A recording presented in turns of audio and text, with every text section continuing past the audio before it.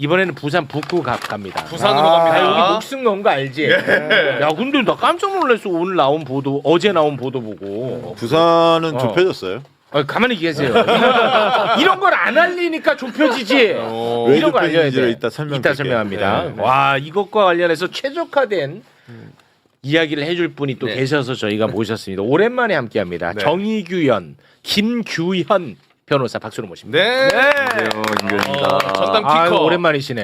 네. 예. 여기 오는 법을 잊어버릴 뻔했습니다. 아 정원호 후보 캠프에 들어가 계세요? 네, 지금 대변인을 맡고 있어요. 대변인이요? 대변인이 여러 명 있습니다. 아 그래. 대변인 잘해야 돼요. 잘 좀 부탁드립니다. 서울시 그 삐끗하면 큰일 납니다. 네, 저희는 진짜 박빙이라는 각오로 예. 바로 치열하게 열심히 하고 있습니다. 고맙습니다. 자 부산 북구가 야 한동훈 관련해 가지고 굉장히 깜짝 놀랄 만한 보도가 하나 나왔습니다. 이게 지금 너무 안 알려지고 있어서 이거는 좀 아주 깊이 있게 봐야 될 것 같다는 생각이 듭니다. 네. 최상병은요 임성근 사단장의 무리한 지시로 너무나 안타깝게 순직을 했습니다. 법원에서 이렇게 판단받았습니다. 네. 그런데 임성근의 잘못을 수사하려고 했던 박정훈 대령을 항명죄로 기소해서 수사를 방해를 했습니다. 됐죠? 네. 근데 이 수사를 방해했잖아. 이 수사를 방해한 혐의에 대해서 공수처가 수사를 했거든. 아, 오케이. 네. 그런데 그 공수처 수사를 또 방해한 혐의가 있는 거야. 뭔지 알지? 네. 그래서 그것이 특검에 의해서 기소가 된 일이 있어요. 이게 굉장히 좀 몇 번 들어가는지 모르겠어. 그래서 설명을 조금 힘줘 했습니다. 이해됐죠? 이해됐어요. 그래서 최상병 특검은 최상병 수사방해 혐의로 당시 공수처 검사들을 기소를 했는데 그 중에 2명 짚고 갑니다. 네. 김선규 전 공수처장 직무대행인데요. 수사팀을 압박해서 최상병 사건 외압 의혹 관련자 소환 조사를 막은 혐의고요.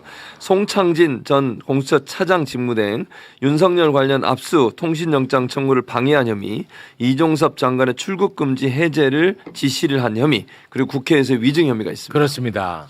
수사 방해를 수사하는데 그거를 수사 방해한 혐의자들이야. 네. 그래서 기소가 됐어. 여기서 제가 우리 변호사님께 아무리 제가 서치를 해도 안 나오길래 좀 궁금한데 도이치모터스 주가 조작의 공범 이종호 다들 아시죠? 알죠. 이종호. 네. 그런데 이종호의 변호를 했던 변호사 출신 2명이나 공수처에 가 있었어 검사로. 그런데 그 가 있었던 그 검사 2사람이 이 사람들이에요? 한 명은 맞고요. 아. 네, 그러니까 김선규는 아니고 송창진 검사가 바로 이종호의 변호인이었고요. 아, 그랬어. 그리고 이종호의 변호인인 다른 검사는 그 송창진 변호사 밑에서 이종호를 같이 변호했던 사람인데 그러니까 송창진보단 낫죠. 그러니까 송창진은 부장검사로 공수처에 갔고 그 검사는 평검사로 송창진 밑에서 일을 했었어요. 오케이. 그러면은 기소된 검사 다시 좀 사진 띄워주시면 그러면은 송창진은 이종호 라인이라고 볼 수 있고 네. 더 깊이 들어가면 김건희하고도 또 가까울 수 있다 이렇게 생각할 수 있습니다. 있죠. 네. 맞죠? 네. 어떻게 보면 이럴 수 있는 거죠. 김선규는 윤석열 쪽에서 직접 꽂았다라고 김성규는 볼 수 있는 것이고, 윤석열 라인으로 볼 수 그렇죠. 있고 그리고 이제 송창진은 김건희 쪽에서 꽂았다고 의심해 볼 수 의심해 볼 수 있는 있어. 거죠. 요 느낌을 안고 가야 돼요. 네. 자, 한동훈 얘기를 하기 위해서 가는 겁니다. 이 재판이 지금 진행되고 있어. 기소가 돼서 이 재판이. 이 검사들 그렇습니다. 아, 네. 근데 재판에서 그 공수처에서 그 수사를 총괄했던 이대환 부장검사가 증인으로 나왔거든요. 그러니까 이 사람이 누구냐? 이 수사를 하려고 했는데 못한 거. 압력을 받았다고 얘기하는 사람. 아. 이 사람이 이제 증인으로 나왔어. 그 사람의 법정 증언 소개해 주세요. 네. 저희 수사팀은 나름 수사를 진행하겠다는 욕심이 있어 사건 관련자 소환 조사 일정 등을 조율했으나 김선규 전 부장검사가 총선 전에 소환 조사하지 말라고 처음부터 이야기했다. 이건 명확하다. 오, 김선규. 됐지? 오케이. 김선규. 자, 그러면 김선규 얘네들이 왜 굳이 수사를 막으려고 했을까? 그것을 유추해 볼 수 있는 이야기도 이번에 법정에서 나왔습니다. 왜 막으려고 네. 했습니까? 예. 여기 특검 이렇게 물어봐요. 김성규, 송창진이 평소 윤석열 전 대통령과 친분을 과시하는 걸 보거나 들은 적 있나 물어봤더니 이대한 검사가 김건희 여사님을 형수님이라고 했고 대통령을 VIP라고 했다. 한동훈 장관님 등 윤석열 정부 유력한 인사들과 친분을 말했다. 한동훈. 네. 그리고 김성규가 한동훈과 친분을 과시하면서 한동훈이 김 부장님 공수처 처장하실래요? 차장하실래요? 라고 하는 말을 들었나? 그렇게 물었고요. 자신이 공수처 차기 지휘부에 오를 것처럼 말한 적 있냐 얘기했더니 여러 번 얘기를 했다고 얘기했어요. 이거 뭡니까? 자, 변호사님. 일단 공수처 구성부터 좀 설명을 드려야 될 것 네. 같아요. 일단 공수처는 부장검사가 4명 있습니다. 1, 2, 3, 4부장. 저기서 이대환 부장검사는 4부장 검사고요. 김선규가 1부장, 송창진이 2부장이에요. 근데 김선규, 송창진 1, 2부장이 왜 중요하냐면 그 당시에 공수처장하고 차장은 문재인 정부 때 임명된 사람들이었어요. 네. 근데 임기가 얼마 안 남았어요. 이제 곧 나갈 거란 말이에요. 네. 그러기 전에 윤석열이 이제 자기 사람을 공수처에 심어놔야 되잖아요. 네. 그러니까 일단 1, 2부장부터 먼저 보내놓고 네. 그 다음에 이 처장, 차장이 임기가 다 하면은 이 사람들을 올리려고 처장. 아마도 그렇게 처음에 계획해서 보낸 걸로 저희는 보고 있어요. 알박기죠 일종의. 네. 그랬었는데 이제 최혜병 사건이 터지고 뭔가 막 이렇게 되면서 이게 김선규, 송창진 이런 사람들이 여기에 막 연루되고 하니까 아마 처장, 차장으로 바로 올리지 못하고 새로운 사람들을 찾던 도중에 이제 우리가 아는 그 오동훈 처장이라든가 이런 사람을 윤석열이 이제 투입한 것으로 그렇게 의심을 해볼 수 있는 상황이고요. 근데 오동훈이 오기 전까지 상당히 시간이 길었어요. 네. 왜냐하면 이제 기존의 처장, 차장 퇴임을 했으니까 그 기간 동안이 상당히 이게 최혜병 사건 초기에 몇 개월인데 이때 그러면 처장, 차장이 없으면 누가 합니까? 1부장이 처장 대행, 2부장이 차장 대행을 한 겁니다. 오히려 더 좋아지네. 그 시기의 얘기가 아닌가 싶어요 이게. 그래서 총선 전까지는 수사를 못하게 막았다는 거야. 맞아. 그런 그리고 거지. 총선에서 민주당이 이기고 그다음에 특검이 출범했잖아요. 그러니까 야 이제 수사하라고 했대. 근데 그 와중에 한동훈 이름이 거론이 되는 거야. 맞아. 너 공수처 처장할래, 차장할래? 대박이네 이거. 딱 맞아 떨어지는 거죠 이게. 네, 문재인 정부 때 해놨던 처장, 차장은 이제 나갈 거고 나갔고 그러면 김선규, 송창진 둘 남았는데 거기다 대고 한동훈이 됐든 윤석열이 됐든 간에 뭐 하고 싶어? 이 사람도 이제 나갈 그렇지, 건데. 그 이제 맞아 떨어질 수 있는 건데 이거를 이제 종편에서는 한동훈에게 질문을 해야 되는 거예요. 맞잖아요. 뭘 이런 질문에 바로 비판해야지. 아니 그러니까 비판하면서 마지막에는 왜냐면 말하기 좋아하잖아 한동훈은. 또 이런 건 말 안 해. 좋아하잖아. 네. 자 실제로 이런 말을 했냐 안 했냐? 네. 이 자리를 약속했냐 안 했냐? 안 했냐. 수사를 무마하려고 이런 자리를 약속한 것이냐? 질문을 해야 될 거 아니야. 예. 클로징 멘트로. 알겠어요. 접수 완료. 이거 들고 가라고. 아시겠죠? 그리고 갈게요. 이제 저도 사실 저 사람들 지금 재판하고 있잖아요. 저도 갔다 왔어요 그 재판에 증인으로. 왜냐면 저도 공수처에 공익 제보를 해갖고 맞아요. 출석을 네. 했었잖아요. 거기서부터 비롯된 거니까. 거기서 이제 뭐 이종호의 변호인이 저를 조사하고 맞습니다. 한 것들을 제가 그 증언을 했는데 네. 그때 이제 저는 김선규, 송창진을 처음 봤어요. 봤는데 아주 김선규 쪽은 저에 대한 적개심이 아주 그냥 눈빛이 그래요? 예, 하면서 막 너 나 아냐 왜 나한테 이러냐 뭐 이런 눈빛으로 저를 계속 쳐다보더라고요. 그랬어요. 끝까지 반성을 하지 않고 있습니다. 근데 저는 이런 말을 해주고 싶었어요. 당신들이 똑바로 했으면 공수처는 독립기관이고 반부패기관이잖아요. 맞습니다. 당신들이 똑바로 일했으면 너가 그렇게 떠봤더니 윤석열 탄핵 안 당했을 수도 있다. 초창기에 이걸 또 내가 잘 잡아줬으면. 예, 근데 결국 당신들이 계속 봐주고 윤석열 은폐하고 하니까 급기야 뒤로 가가지고 특검까지 되고 계엄까지 하고 탄핵된 거 아니겠습니까? 그러니까 그러면 이 사람들은 진짜 할 말이 없어야 되는 거예요. 근데 저렇게까지 뻔뻔하게 지금 자기는 아무 죄가 없다고 지금 임성근처럼 저러고 있는 거 아닙니까? 그렇습니다. 오늘 진짜 잘 모셨네. 이 구조를 아니까 이해가 좀 잘 되네. 한동훈 좀 이게 지금 물론 서울시장 선거하느라 바쁘시겠지만 뭐 거기- 부산 북구갑도 좀 신경 써줘요. 북구갑은 진짜 한동훈 같은 경우에도 정말 할 말이 없어야 되는 거예요. 그렇지. 왜 그러냐면은 한동훈이 초창기부터 법무부 장관이었잖아요. 윤석열 때. 네. 그렇습니다. 예. 그러니까 사실 법무부 장관이다 최측근으로서 공수처의 어떤 초기의 어떤 계획이나 이런 것까지 관여 당연히 했겠죠. 네. 네, 그런 걸 했을 것이고 그 당시에 윤석열이 그당 이재명 대표에 대해서 벌린 수사에 대해서도 당연히 관여를 했을 것인데 모든 걸 다 뒤에 빠져나가가지고 아무것도 안 한 것처럼 이렇게 얘기를 하면서 자기가 뭐 부산 북갑에 가서 뭐 보수를 재건하느니 하면서 뭐 지금 정권을 욕하고 이러고 다니고 있는데 네. 여기서 좀 부산 시민들이 정말 현명하게 결국은 선택할 것이다 네. 라고 생각을 해요. 왜냐하면 지금 부산이 노인과 바다라 그래서 일자리가 없고 시민 불편이 극심한데 여기에 대해서 민주당의 하정 후보 같은 경우에는 제가 영상을 하나 봤는데 이거에 지금 우리 교차로에서 이게 선거운동 하잖아요. 신호등을 보더니 하정 후보가 지금 보니까 저쪽은 많이 막히고 있고 이쪽은 계속 뚫리고 있어. 아 똑똑해. AI를 신호등에 도입을 해가지고 그렇지. 하면은 이거 다 뚫리게 만들 수 있을 거 아니냐 그렇습니다. 이런 거 하겠습니다라고 현장에 즉석에서 그냥 이렇게 제안을 하는 똑똑해. 거예요. 그러니까 부산에 필요한 게 그런 거를 해내는 후보냐 아니면 한동훈처럼 맨날 뭐 보수 재건이니 뭐 알 수 없는 소리만 하면서 왜 부산 북갑에 나왔는지도 설명을 하지 못하는 그렇습니다. 그런 후보인가. 예. 그런데 너무 속상하게 정말 이상한 여론조사 나왔어. 우리가 이제 채널 A하고 한동훈하고 아주 가까운 것으로 인식하고 있잖아. 네. 우리가. 근데 그 채널 A 조사가 한동훈 1등한 게 나왔더만요. 나왔는데 다른 조사들도 저는 뭐 정당에서 이제 비공표 조사들도 하거든요. 근데 지금 하정우 한동훈이 거의 붙었습니다. 그러니까 그건 사실이고요. 사실이야. 사실관계를 좀 명확히 하면서 대응 전략을 세워야 하는데 그럼 왜 한동훈이 최근에 이렇게 급상승했느냐? 그건 네. 뭐냐면 국민의힘이 이제 나쁜 놈들이잖아요. 국민들이 볼 때 윤 어게인 세력인데 그쪽에서 한동훈은 계속 두드러 패거든. 두드러 패니까 악의 추가 때 두드러 맞으니까 저 사람이 오히려 정당성이 부여되는 거야. 그러니까 희생자. 그러면서 마치 정의로운 사람처럼 잘못된 포지셔닝이 되고 있어요. 그래서 화제 인물로 한동훈이 뜨고 있습니다. 그러니까 국민의힘 두드러 패지.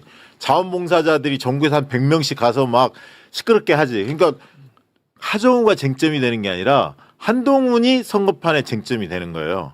그래서 한동훈이 아니냐 이 구도로 가는 겁니다. 지금 국면이. 그래서 하정우 후보 입장에서는 인물 대결로 하면 아무래도 한동훈이 범보수 쪽에서는 지금 대선 후보 1위까지 기록을 하고 있거든. 그게 현실이에요.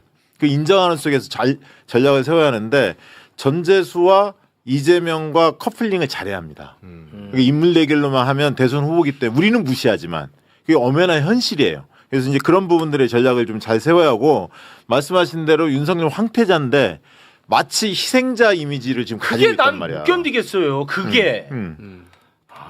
윤석열이랑 한 몸이에요, 그냥. 그렇습니다. 그래서 일각에서 아유. 이야기하듯이 대선 후보는 잘 안 죽거든요, 원래. 아, 그래서 그래요? 우리가 자원봉사자들이 대거 내려가는데 부산의 활동가들이 어디가 있냐면 전부 다 전재수 캠프로 가 있어요. 시장 캠프가 중요하니까. 그 전재수 후보는 거기서 오랫동안 활동했기 때문에 전부 다 전재수 당선시키려고 활동가들이 다 가 있기 때문에 전국의 지지자들이 사실은 한동훈, 하정우 지역으로 가주합니다. 아니 그 민주당 씨, 네. 민주당 그 지도부에서 하정을 전격적으로 좀 지원해야 돼요.